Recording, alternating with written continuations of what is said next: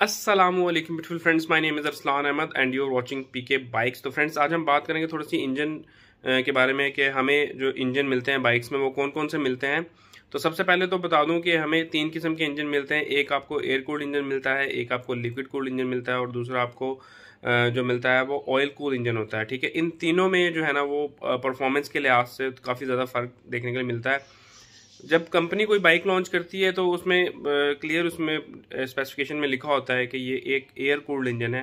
ठीक है, अगर मैं आपको थोड़ी सी मिसाल दूंगा कि काफ़ी ज़्यादा यूट्यूब पर इस तरह की वीडियोस आ रही हैं जिसमें आपको बताया जा रहा है कि यार ये चीज़ लगाएं, ये डिवाइस लगाएं, आपका इंजन ठंडा रहेगा, ये चीज़ लगाएं, आपका जो इंजन का ऑयल है वो ठंडा रहेगा, आपकी परफॉर्मेंस आपको अच्छी मिलेगी और ये चीज़ें। तो खैर मैं चैनल्स के नाम तो नहीं दे रहा, लेकिन यहाँ पर एक चीज़ आपको क्लियर कर दूँ कि जब कंपनी हमें इस चीज़ का मतलब अगर इस चीज़ की ज़रूरत होती, एयर कूल इंजन में अगर हमें कोई रेडिएटर लगाने की ज़रूरत होती या ऑयल को ठंडा करने की ज़रूरत होती तो कंपनी ज़रूर हमें इस चीज़ का रिकमेंड करती या कंपनी इस चीज़ को लगा के भेजती। अगर कोई बहुत ज़्यादा फॉल्ट आता गर्मियों के मौसम में या फिर सर्दियों के मौसम में इस तरह के कोई इश्यूज़ देखने के लिए मिलता है तो कंपनी ज़रूर इसके ऊपर कोई एक्शन लेती है और हमें कोई एक्स्ट्रा चीज़ें लगाने के लिए या तो कहती है खुद लगा के भेजती। ठीक है, सबसे पहली बात तो ये होगी। दूसरा कि इंजन आपका हीट किस वजह से होता है। इंजन आपका हीट तीन चार चीज़ों की वजह से होता है। ठीक है, एक तो आप अपना फ्रंट व्हील देखें, अपना रियर व्हील देखें कि उसमें कोई ऐसा कोई मतलब जोर तो नहीं लगाना पड़ रहा है या कोई ब्रेक्स जाम तो नहीं है फ्रंट की या रियर की।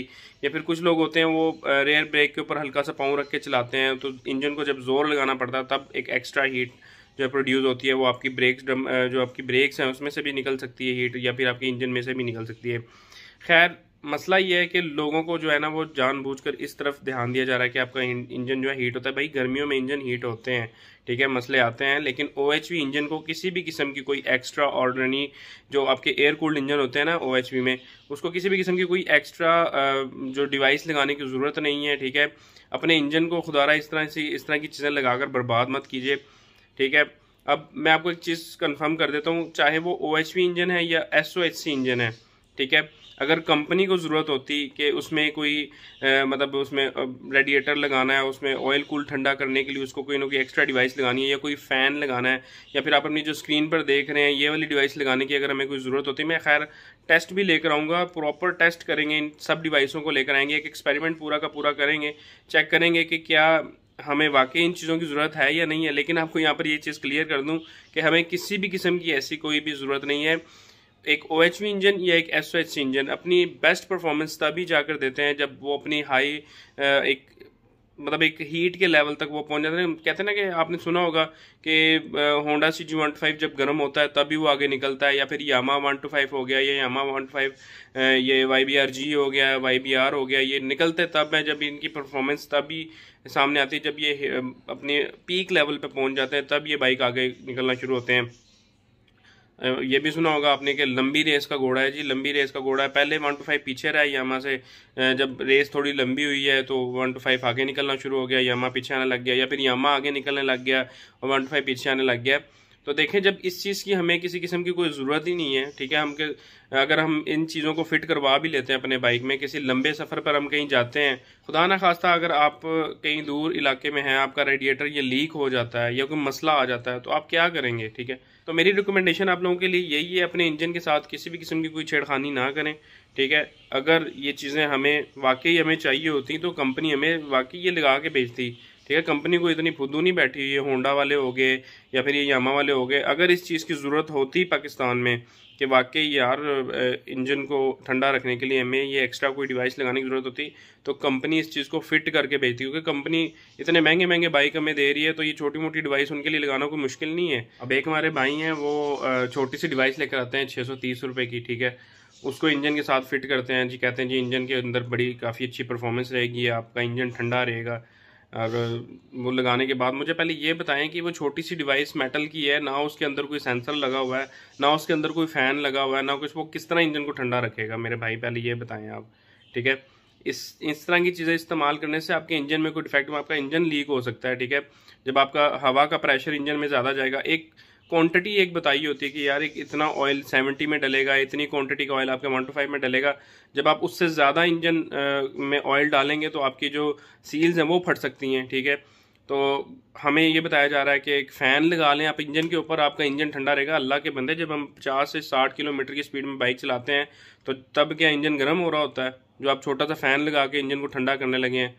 यार गलत गाइड मत करें लोगों को, ठीक है। और फिर जो एक डिवाइस एक और आई हुई है मार्केट में जी, कह रहे हैं जी 13,000 रुपये की वो डिवाइस है 70 के लिए, और 125 के लिए उससे भी महंगी है।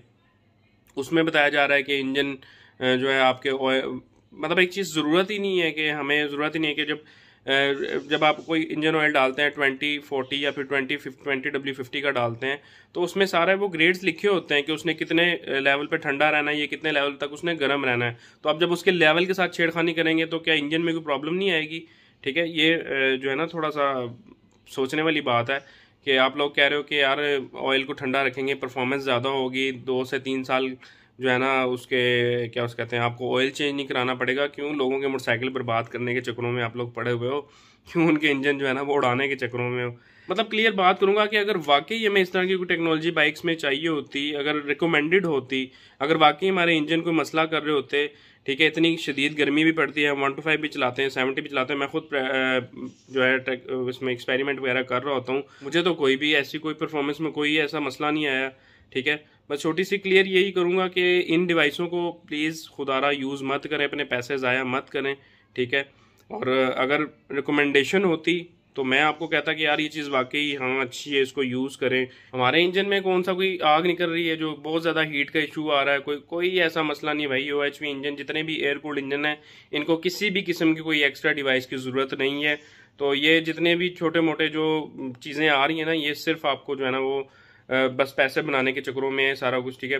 तो अगर आपका इंजन बड़ा है तो उसको तो ज़रूरत होती है। गाड़ी अब जिस तरह गाड़ी है, तो हम ये गाड़ी का इंजन तो नहीं है ना, छोटा इंजन है, इसको तो ज़रूरत ही नहीं है, एयर से इसका काम चल जाएगा सारा।